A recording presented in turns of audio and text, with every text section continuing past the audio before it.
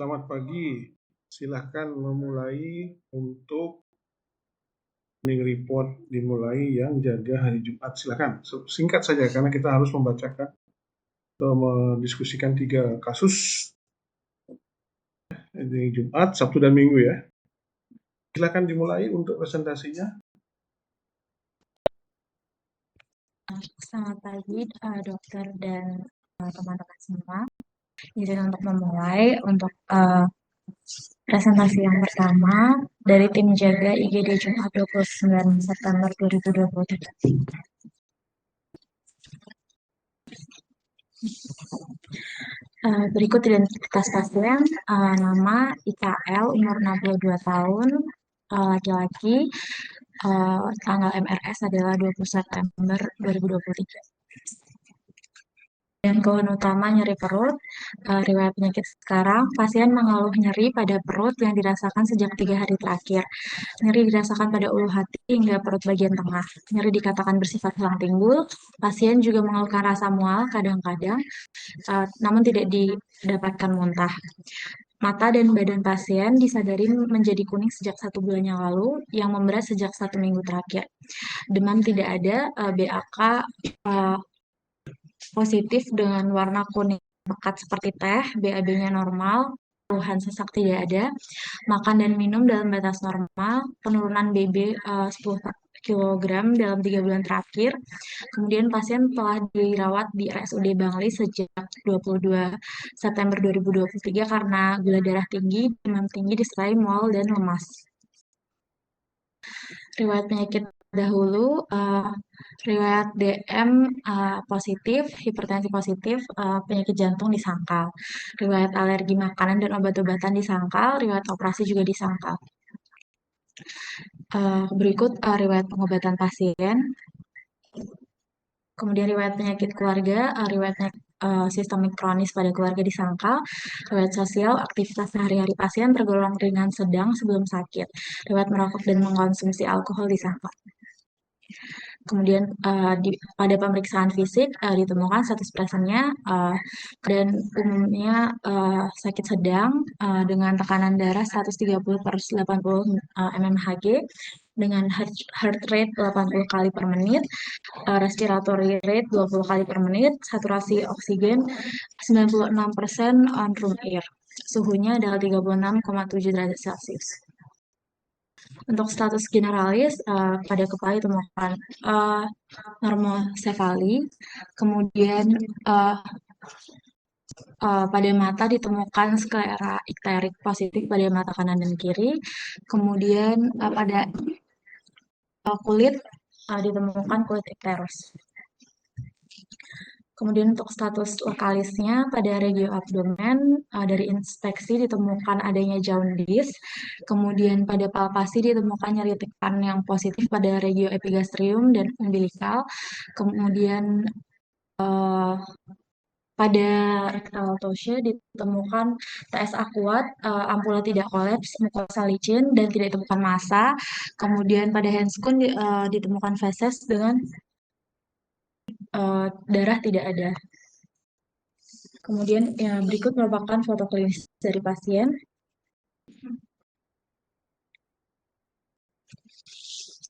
Pada darah lengkap ditemukan red blood cell 4,48, lalu hematokritnya 38,9, CHC-nya mengalami peningkatan, PLT-nya mengalami penurunan, PV dan NLR mengalami peningkatan. Di sini untuk fungsi hati, yang mana di sini terdapat kelainan pada fungsi hati dengan peningkatan SGOT dan juga SGPT, bilirubin indirect dan direct meningkat, dan juga bilirubin total pasien meningkat. Untuk glukosa darahnya 212. Kebetulan karena pasien juga mengalami diabetes mellitus. Untuk fungsi ginjal dan elektrolit, di sini fungsi ginjal baik di atas 90. Untuk kreatininnya mengalami penurunan 0,6 dengan natrium dan kalium yang mengalami penurunan. Untuk pemeriksaan penunjang dilakukan ronsen torak di RSUD Bali pada tanggal 22 bulan 9 dengan kesan tidak tampak kelainan pada toraks. Untuk USG abdomen dilakukan di RSUD Sanjiwani dengan kesan gambar kolestatis obstruktif intrahepatik, tidak didapati gambaran CA. Kaput pankreas, gambaran FIGB yang sulit dibedakan antara dinding dan least encourage dengan diagnosanya massa thick sludge dengan stone organ abdomen lain yang tervisualisasi kesannya normal. Lalu di RSUD Bangli juga dilakukan CT scan abdomen dengan kesan lesi solid, heterogeni, batas bagian tegas, tepi irregular pada pars 2 duodenum dengan stranding di sekitarnya yang menyempitkan near atau total menginfiltrasi CBD distal, menyebabkan dilatasi ductus intra dan extrahepatik di proksimalnya, dan terkesan menginfiltrasi sebagian kaput pankreas. Suspek malignan duodenal mass dengan differential diagnosis malignan distal biliary duct mass, dan differential diagnosis lagi distal cholangiocarcinoma. Klasifikasi pada CBD distal, suspek komponen massa dengan differential diagnosis batu CBD multiple, suspicious lymph node regio perihepatic mesenterica, para aorta, lalu ditemukan effusi pleura minimal bilateral, suspek pleural type metastasis atau inflammation process, suspek contracted gallbladder, ductus cysticus sulit dievaluasi, lalu multiple non-suspicious lymph node regio inguinal kanan dan kiri, ditemukan juga atherosclerosis aorta abdominalis, dan juga ditemukan hipertrofi prostat dengan klasifikasi, dan ada spondylosis vertebralis dan small node pada upper end plate civitorakal 12.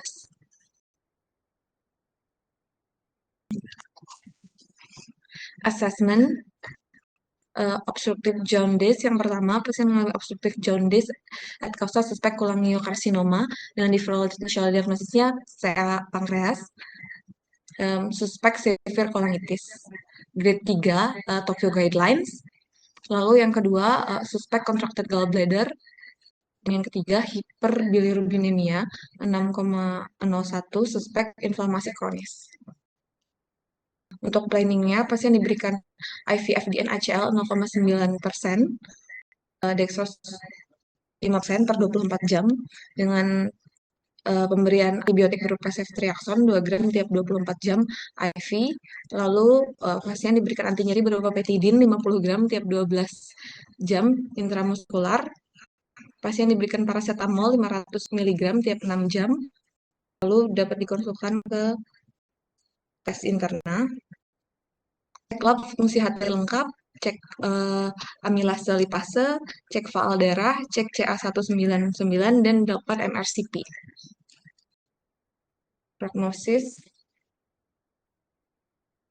Sekian untuk tim jaga dari hari Jumat. Terima kasih. Ini kasus bukan apa namanya kompetensi Anda nantinya ya. Jadi saya melihatnya udah sulit sekali. Jadi ini kasus yang satu jarang, dan dua sudah sangat-sangat spesialistik ya. Jadi mungkin untuk kapasitas Anda ini mungkin dua ya, bukan 4 ya kompetensinya ya. Level of kompetensinya 2 ini ya.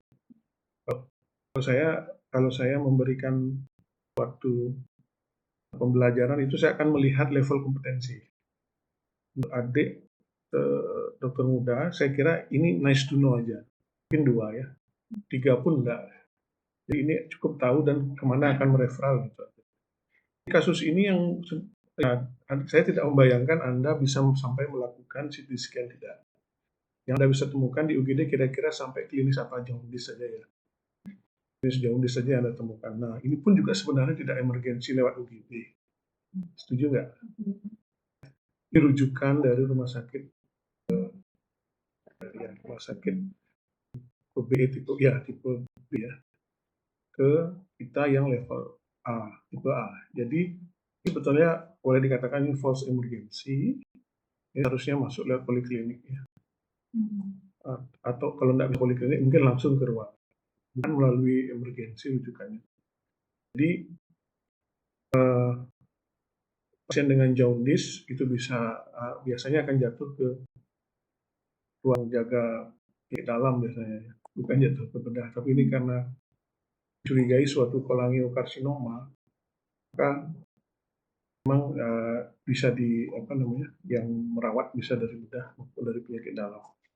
Jadi yang penting adalah bagaimana penanganannya. Bila Anda menemukan jaundice, maka kita mulai yang sederhana. Bila Anda menemukan jaundice, maka yang Anda harus cari dia itu apa? Ya, jadi kejadiannya akut atau kronis. Kalau akut kira-kira apa?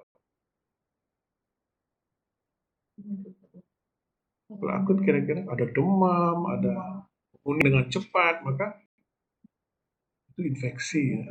Pikirkan itu infeksi. Ya, jadi itu ke sana Anda pikirkan ya. Setelah Anda ini kan Anda akan melakukan pemeriksaan penunjang setelah itu ya. Oh, ini kira-kira ke arah infeksi. Maka Anda akan melakukan pemeriksaan penunjang nantinya. Kemudian kalau dia munculnya timbul, kuningnya keras lagi, ini anamnesa harus baik. Kuning lagi, hilang lagi, kuning lagi, hilang lagi. Kira-kira apa?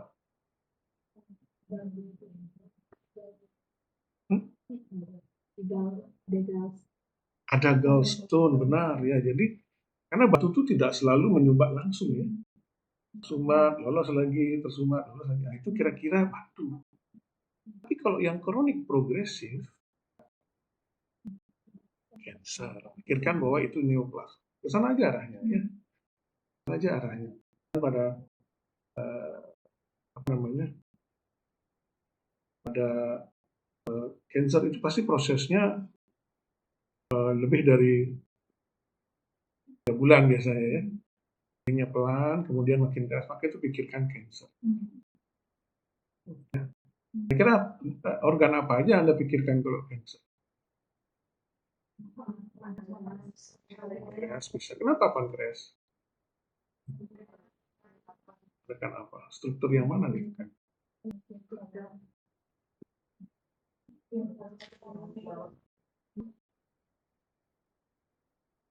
Jadi dia dekat dengan muara dari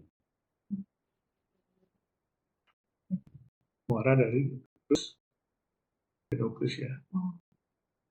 Kan dekat itu. Membesar, pasti menekan dia ya. Jadi Anda harus bayangkan bagaimana anatomikalnya, anatominya. Itu yang di distal yang Anda sebut pertama pankreas itu yang di distal dari ductus coedochus. Naik lagi kelainannya bisa pada di sekitar sana lagi ada masalah pada contohnya sphincter OD-nya misalnya ya. Itu bisa jadi masalah ya. Ada stenosis, ada batu yang nyangkut di sphincter OD, ada karsinoma dari akut pankreas, kalau kaudanya enggak ya, di belakangnya kena dia ya. Kemudian ada di sepanjang ductus coedochus, kemudian di esophageal atau di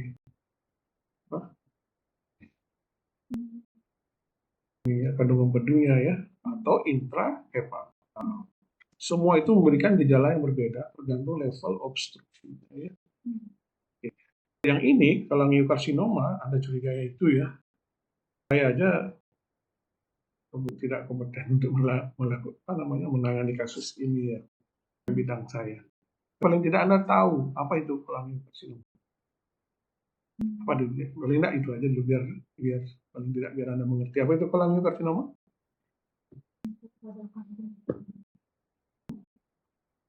Suatu adanya keganasan pada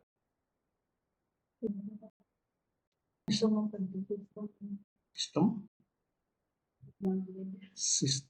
saluran dari empedu ya. Infeksi namanya kolangitis. Infeksi namanya kolangitis. Keganasan curiganya kolangiokarsinoma. Oke, lanjutkan yang hari kedua ya. Waktu sedikit terbatas soal ini. Silakan yang di Sabtu boleh.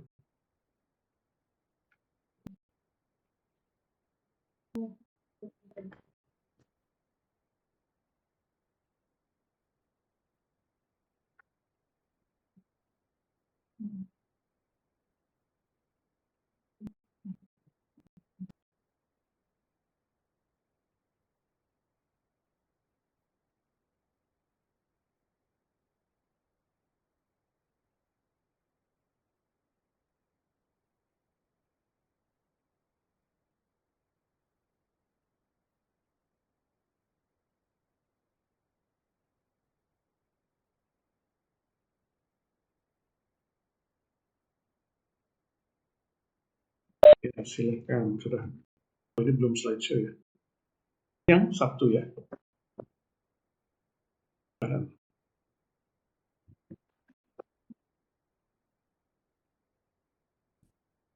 Selamat pagi dokter, izinkan lanjut untuk memulai morning report di hari Sabtu. Dan kasusnya itu. Pasien laki-laki 37 tahun, karyawan swasta, tanggal pemeriksaan 30 September 2023 pukul 9 WITA.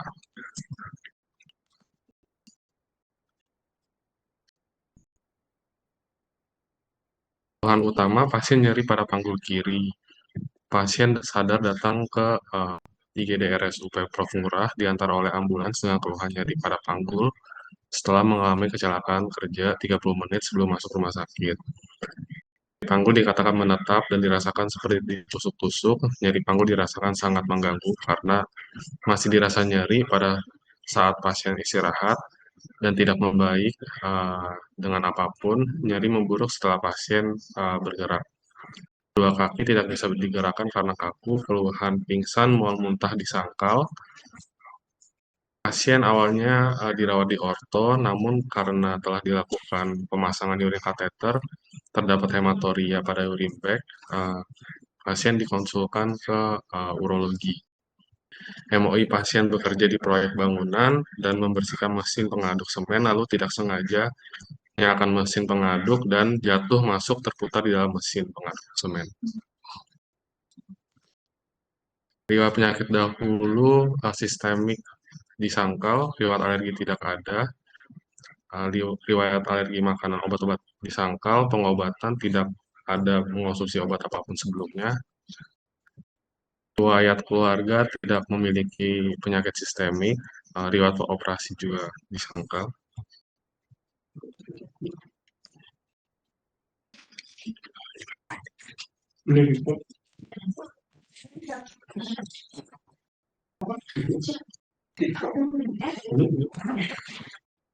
Bukan diabetes. Masih ada. Udah. Yang muncul.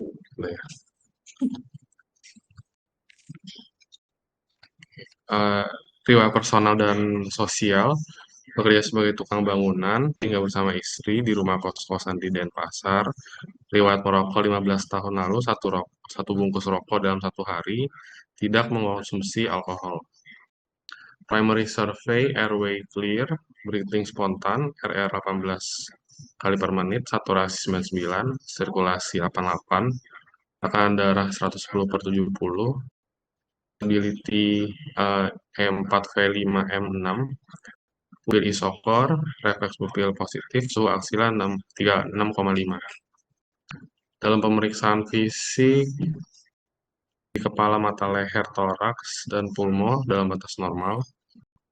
Di abdomen, inspeksi, distensi negatif, jejas negatif, auskultasi BU normal, perkusi timpani, ekstremitas akral hangat, edema negatif, CRT kurang dari 2 detik, sensori normal, motorik pada kaki kiri dan kanan 3,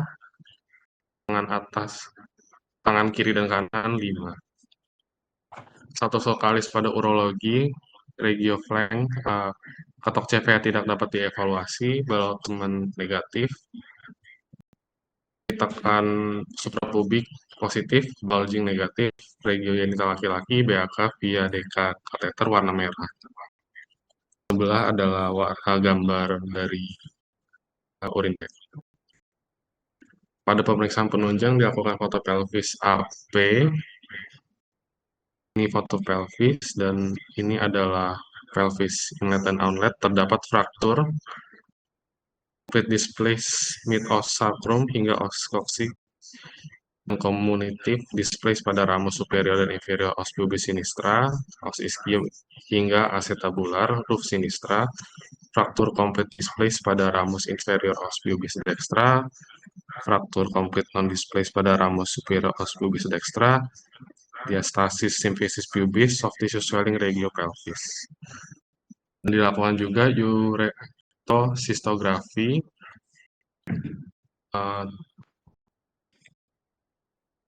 kesan mengesan ruptur buli ekstraperitoneal, tampak jelas area buli mengalami ruptur, dan saat ini tak tampak ruptur maupun struktur uretra.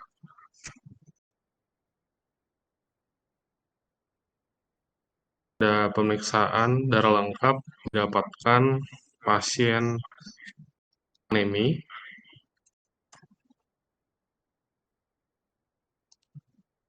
assessment gross hematuria at causa suspect bladder rupture, DD posterior urethra rupture, lalu bilateral fraktur superior ramus pubis, bilateral fraktur inferior ramus pubis, sacral fracture, planning open cystostomy plus bladder repair cyto. Prognosis, masih dokter. Ya, terima kasih. Sekali lagi, yang mana juga bukan kompetensi Anda untuk menangani ini ya. Ini sudah harus spesifik penanganan pada saluran urologi, urogenital. Jadi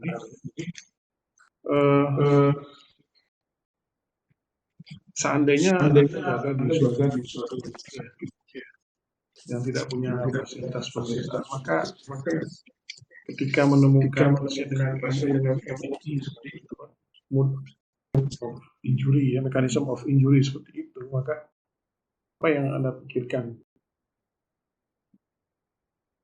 Ini kan datang sudah terpasang kateter, sudah hematuri. Kalau belum, kira-kira keluhannya apa? Saya nyeri pada daerah, belum bisa buang air kecil, pasti itu keluar. Pintan. Nah, ini yang memasang kateter siapa? Jadi orto dan masang kateter atau menyusui baru masuk ke udo. Gitu. Jadi mereka awalnya nggak curiga ya, kalau itu ada suatu ruptur pada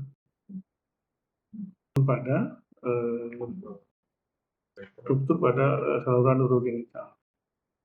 Kita harus memikirkan. Ini kita bicara sebagai dokter umum ya, Kalau menemukan cedera pada area pelvis, maka pikirkan kemungkinan itu. Adanya cedera pada saluran urogenital. Ciri-cirinya apa? Saya nggak bahas kasus ini karena udah spesifik ya. Tapi sebagai dokter umum, Anda mendapatkan flash case di UGD nanti. Kira-kira apa yang Anda akan temukan? Satu, dia tidak bisa kencingnya. Atau pipis tidak keluar-keluar gitu ya. Kedua, Anda cari di daerah itu apa yang Anda cari? Jas, iya, dapat hematom di daerah sakrum misalnya. Mulai curiga. Jangan ini saluran urogenitalnya ada masalah gitu. Kemudian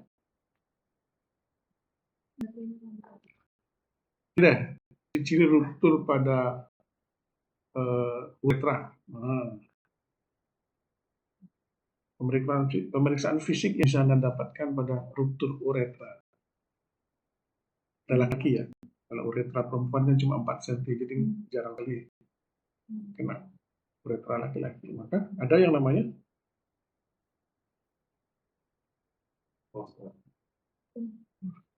di daerah perineum ada hematom berbentuk kubu-kubu. Yang kedua, Anda periksa adanya darah pada meatus meatus uretra externus. Meatus uretra externus. Ya, tidak bisa kencing. Trias itu. Trias ya. Oke. Kita curiga dah ruptur uretra. Kalau seperti ini Anda temukan jejak, Anda temukan tidak bisa kencing. Meatusnya ada nggak? Sudah pasang kateter ya. Nah, tapi kalau Anda menemukan fleskis, itu yang Anda cari. Ada nggak darah pada meatus uretra externus? Ada nggak hematom di sekitar ini? Ada. Jangan pasang kateter. Ntar dulu, hati-hati. Hati-hati ya. Jangan dulu pasang kateter. Kalau saya pribadi ya tunggu itu biar buli-bulinya penuh, lalu kita lakukan pemeriksaan lainnya atau sistostomi langsung. Apa apa yang Anda buat kalau Anda pasang kateter pada pasien yang kita curigai ada ruptur pada uretra posterior? Tadi dia bilang curigaannya ada ruptur pada uretra posterior. Apa masalahnya? Kita melakukan iatrogenik namanya ya. Iatrogenik yang tadinya rupturnya hanya tidak tidak pada seluruh diameter daripada uretra posterior. Anda masukkan kateter maka Anda menyebabkan iatrogenik atau lebih morbiditas ini ya. Jadi menyebabkan morbiditas pada pasien ini. Itu yang saya ingin tekankan. Jadi kita tidak membahas apa yang dilakukan di depan, kita nggak tahu situasinya. Tidak tahu situasinya, tapi khusus untuk Anda sebagai seorang dokter umum nanti, jika Anda mencurigai ada salah pada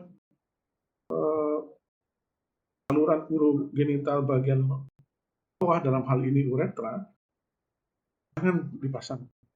Tunggu dulu. Biarkan ia buli-bulinya penuh, kemudian pikirkan untuk sistostomi. Nah, sistostomi ini rumah sakit Anda tentu saja bukan Anda yang kerjakannya. Ada urolog misalnya di sana atau ada bedah umum di sana bisa melakukan sistostomi.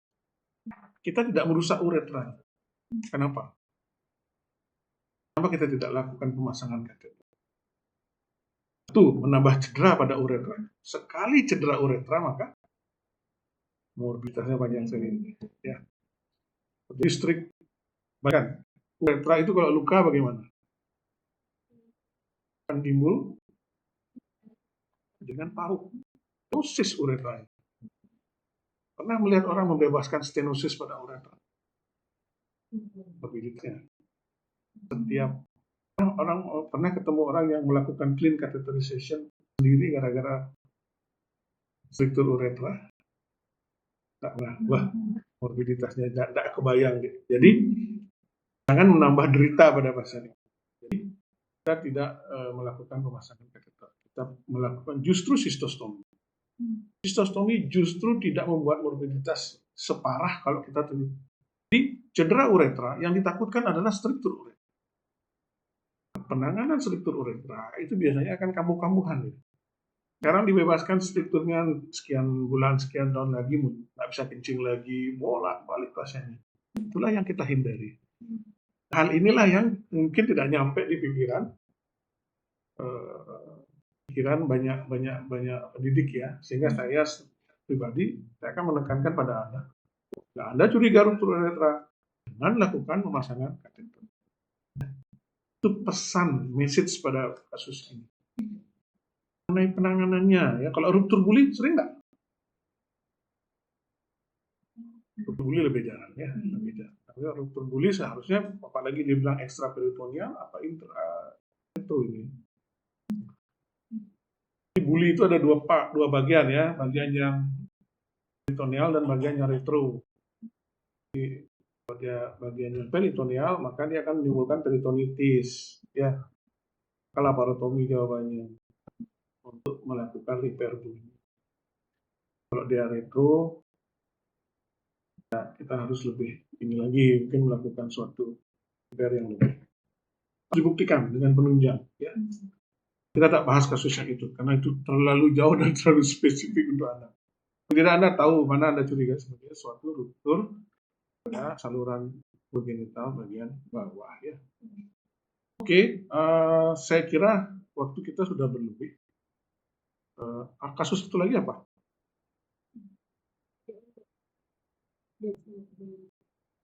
Bisa singkat ya?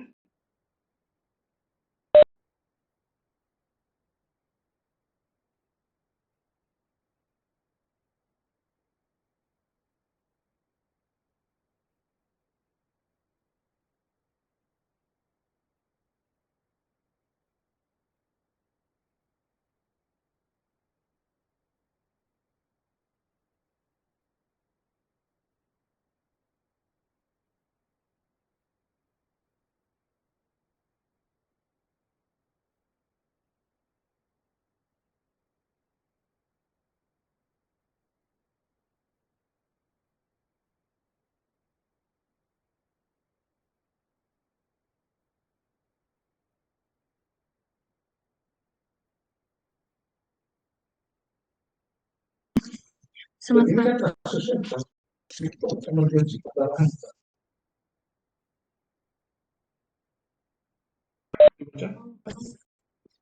pagi dokter, izin untuk voting report hari Minggu 1 Oktober 2023. Identitas pasien dengan inisial MD.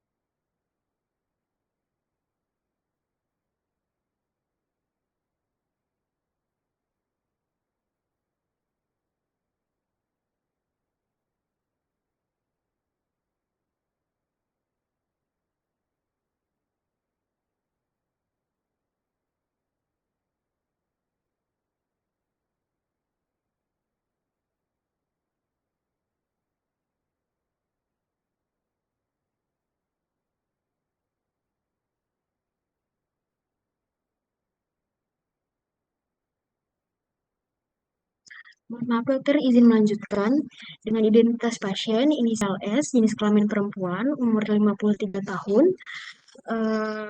dengan tanggal pemeriksaan 1 Oktober. Keluhan utama luka di kaki kiri, riwayat yang sekarang yaitu pasien rujukan dari Rumah Sakit Bali Mandara ke bedah vaskular dengan DMDF, Pedi Sinistra Pos Debritman, datang dengan sadar dengan keluhan luka dan nyeri pada kaki kiri yang dialami sejak 12 hari yang lalu setelah terkena batu. Dikatakan semakin lama, luka semakin memberat dan memerah hingga ke lutut. Riwayat rawat luka di puskesmas, namun luka tidak berkunjung sembuh dan keluhan bengkak semakin berat. Pasien mengatakan nafsu makan menurun selama 2 hari terakhir dan merasa mual dan juga terdapat penurunan berat badan secara drastis. Tidak ada pendarahan aktif, terdapat nyeri, tidak ada riwayat demam, muntah tidak ada, BAK dalam batas normal dan saat ini 3 hari belum ada buang air besar. Riwayat penyakit dahulu seperti hipertensi, asma, penyakit jantung, penyakit ginjal disangkal.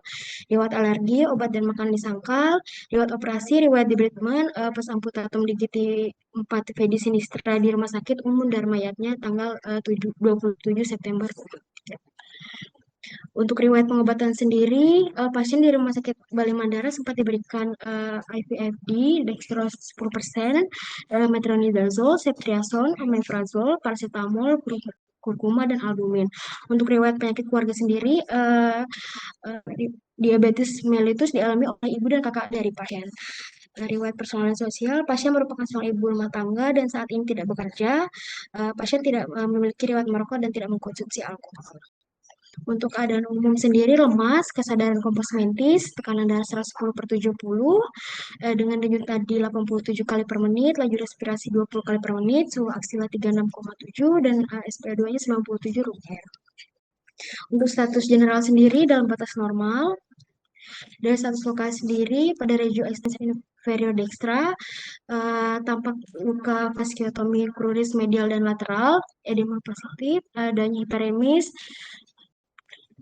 tidak ada bule dan bulenya tidak ada, nekrosis tinggi kruris, adanya nyeri tekan dan CRT kurang dari 2 detik, gravitasnya positif dan setinggi proksimal kruris. Untuk ROM-nya positif terbatas nyeri. Pada saturasi digiti sendiri pada destra saturasinya 98, 97, 99, 97, dan 97. Dan pada sinistra sendiri tidak terdapat, dokter. Untuk pulsasi arteri dekstra dan sinistra, arteri femoral positif, arteri popliteal positif, tibialis posterior positif, dan dorsalis pedisnya positif. Untuk ABI-nya dextranya 0,9 dan sinistranya sulit dievaluasi. Itu apa? Abi itu ankle, gunanya apa? Ya, mengetahui indikasi PAD. PAD. Ya. Jadi banyak ABI. Jadi itu. Kemudian apa maksudnya positif itu tidak dan negatif pada pulsasi arteri. Jadi kita sekarang bermain lebih pulsasi arteri dorsalis pedis terang. Bukan begitu, ternyata sekarang kita harus lebih khusus lagi. Positif 1, positif artinya. Ya. Pulsasi kuat, negatif tidak ada ya. 1, ya. Antara tapi lemah, gitu ya. Itu menjadi suatu standar pemeriksaan fisik untuk vaskuler. Ya. Kemudian untuk saturasi mungkin kan tidak teraba saturasi, tidak terukur ya.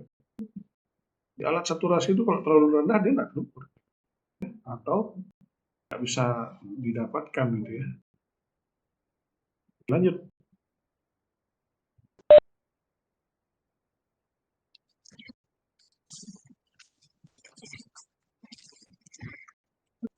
Untuk dari USG Doppler ekstremitas inferior sinistra sendiri, arteri femoralis triplastik trombus negatif, arteri popliteal triplastik trombus negatif, arteri tibialis anteriornya triplastik trombusnya negatif, arteri dorsalis pedis sendiri sulit dievaluasi, dan arteri tibialis posterior ini sulit dievaluasi. Untuk femur sinistra pada tanggal 29 September di Rumah Sakit Mandara, kesannya soft tissue swelling dengan emfisema pada hip, negatif, dan femur hingga genu kiri, kesan gas gangren, tak tampak tanda-tanda osteomyelitis. Pada pedis sinistra sendiri 21 September di Rumah Sakit Umum Dharmayatnya, kesannya selulitis gangrenosa pada sepertiga distal kruris kiri, sisi medial dan lateral, hingga engkel dan pedis kiri. Untuk foto klinisnya,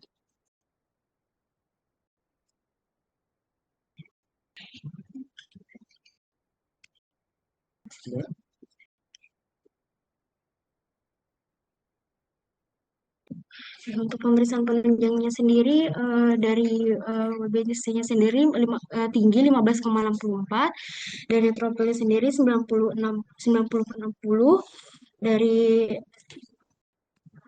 dari limfositnya sendiri rendah yaitu 5,80.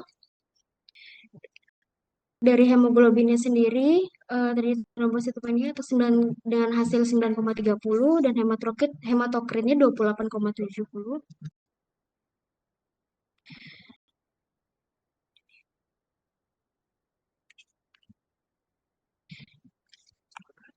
Ada buktinya. Dan ini untuk gambaran pemeriksaan penunjangnya. Oke, coba saya ingin lihat pemeriksaan femur ini apa tampak di sana.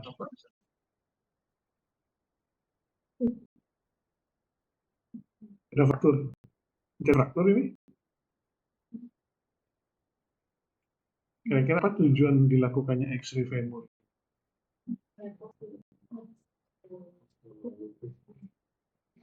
Boleh. Anda jawab untuk melihat osteomyelitis, tapi Anda lihat klinis femurnya kan tidak ada luka, tidak ada, mungkin swelling sedikit ini. Tapi yang khas di situ ada apa itu? Banyak gas di sana. Anda bisa lihat ya, itu gambaran pas untuk gas gambar. Itu Anda cocokin di klinisnya, cocokkan di klinisnya. Kira-kira Anda apa yang Anda cari di klinis? Kayak tangan, gravitasi, ya. Gravitasi. Ini kasus. Ini sebenarnya kalau kita mau bahas, inilah yang kita bahas panjang lebarnya. Dari 3 kasus ya, ini harus kita panjang lebar kita bahas. Karena ini akan sering ketemu. Ya. Lihat dulu sampai selesai baru kita bahas.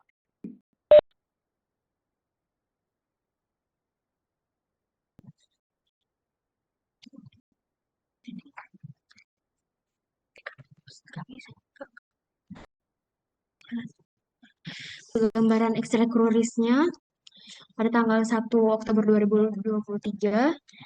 Selanjutnya ada X-ray dari pedisnya. Untuk asesmen DMD Wagner 5 pedis sinistra, fasilitas necrotic vens extremitas inferior sinistra setinggi proximal femur dengan diabetes mellitus tipe 2. Dengan adanya leukositosis, anemia ringan, trombositopenia, hipoalbuminemia, dan hipokalemia. Untuk planningnya, ada diberikan metronidazole 500 mg per 8 jam IV, ceftriaxone 1 gram per 12 jam IV, omeprazole 40 mg per 12 jam IV, paracetamol 4 kali 500 mg, dan transfusi PRC 1 cold ke 24 jam sampai dengan HB 10 gram per desiliter. Dan transfusi TC5 cold tiap 24 jam, perawat luka berkala tiap hari, dan konsul TS intern untuk DM dan elektrolyt imbalance. Untuk prognosis Yubi Atmana. Terima kasih dokter.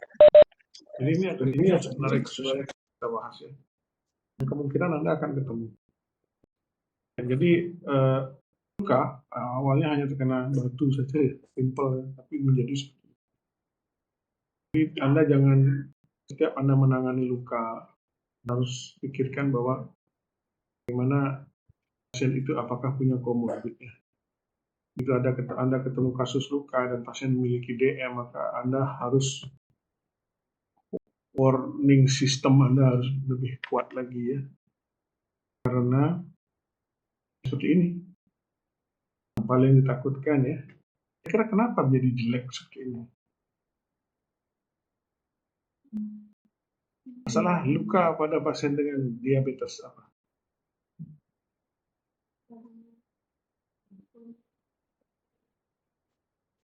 Karena masalah pada vaskularisasi ya. Yang terjadi.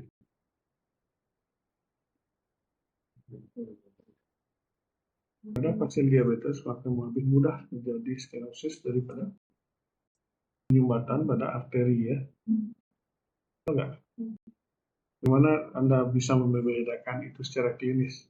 Yang tadi itu Anda periksa dari proksimal, arteri femoralis diraba kanan kiri, lanjut ke poplitea kanan kiri, lanjut ke dorsalis pedis, ya, lanjut ke bawah ya. Nanti Anda pikirkan kanan kiri. Kadang-kadang dengan klinis kita tahu sumbatannya di sekitar sini. Antara ini dengan ini. Bagaimana cara membuktikan sumbatan? Pada kasus ini kita ingin tahu atau ingin melakukan, seandainya ini dilakukan amputasi, karena busuk sudah gangren, setinggi apa mutasinya? Tahu nggak? Dari batas hitam itu. Jawaban yang paling tepat adalah bagian yang vital yang mana? Dan yang vital itu akan tetap vital ketika kita atau dia naik lagi. Sering terjadi pasiennya protes. Kalian sudah ambil jari yang satu, sekarang jari yang sebelahnya, loh, tapi naik lagi. Pasien masuk kamar operasi sampai ketiga kali. Itu artinya ada permasalahan pada menentukan level amputasi. Cara eksak untuk mengetahui level amputasi adalah lakukan pemeriksaan kuningnya, arteriografi. Anda harus melakukan arteriografi sehingga Anda tahu di mana yang akan menjadi masalah. Sehingga amputasi yang dilakukan tidak rugi ya, dalam arti naik lagi luka lagi amputasi naik gitu ya. Sekali dan selesai.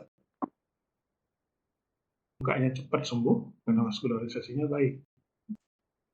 Walaupun tampak pada ini masih viabel ini, ternyata sudah mengalami stenosis, vaskularisasinya jelek. Di situ kita lakukan amputasi pada level itu, maka sudah pasti kita boleh jamin lukanya tidak sembuh-sembuh itu. Gitu ya. Nah, sekarang kaitannya dengan Anda, ketika Anda menemukan pasien luka di klinik ataupun di suatu rumah sakit, maka konsepnya adalah jangan Anda hanya memikirkan bagaimana menjahit luka itu, tapi Anda harus pikirkan adalah bagaimana membersihkan luka itu dan memberikan kesempatan jaringan untuk sembuh setinggi-tingginya. Ya. Teori lama mengatakan bahwa luka di pedis itu tidak usah dijahit biasanya. Ya, misalnya Anda ketemu luka 2 cm, 3 cm di pedis, cukup supaya tidak berdarah. Anda lakukan dressing, selesai. Perlu jahit-jahit. Ya. Lain cerita dengan di wajah yang vaskularisasinya baik. Tapi di pedis, maka satu, oksigenasi sudah habis sampai di periferi. Nah, itu menjelang balik loh. Menjelang balik. Jadi menjelang ke vena dia, itu sudah habis kandungan oksigen. Yang kedua, pembuluh darah juga usia yang lebih tua akan mengalami suatu gangguan pada meternya ya, bisa menyempit stenosis. Sehingga luka pada pedis itu kadang-kadang tidak perlu dijahit. Cukup kita bersihkan, kemudian penyembuhannya namanya apa? Persekundam. Penyembuhan luka sekunder. Anda ketemu luka dan Anda jahit, namanya penyembuhan primam ya. Primer ya. Anda dibersihkan, Anda biarkan kemudian jahit 5 hari kemudian, maka disebut dengan delay primary suture. Anda tidak usah ragu untuk menunda jahit. Karena Anda punya luka di kruis. Anda bersihkan. Jika Anda jahit, apalagi jahitannya tight, maka Anda akan menyimpan nanah di dalamnya. Ya. Apalagi ternyata ada kotoran yang belum Anda bisa keluarkan. Anda akan menyimpan nanah di dalam luka. Itu tidak bisa keluar karena Anda jahit tight. Jauh lebih berbahaya. Kapan Anda menjahit? Yakinkan bahwa luka itu sudah bersih, baru Anda jahit. Itu konsepnya ya. Balik konsepnya. Saya masuk UGD, saya masuk bedah. Saya ingin bisa menjahit. Saya masuk bedah. Saya ingin saya bisa menyembuhkan luka dengan itu hanya salah satu alat bantu. Jadi konsepnya dibalik. Kita menyembuhkan luka itu adalah satu, jangan ada benda asing. Baik itu kotoran maupun jaringan yang mati. Kedua, berikan dia suasana yang apa? Besar, lembab. Moist. Yang mana yang Anda pilih? Moist. Mati sel. Ya kan sel itu dehidrasi, dia mati dia. Basah? Maserasi dia. Moist jawabannya. Banyak konsep perawatan luka kan begitu. Oke, kita nggak bisa panjang lebar lagi ya, cukup sekian aja untuk ini kali ini. Money report. Lain waktu kalau ada, saya bersedia untuk memberikan tips atau apapun pada Anda. Terima kasih.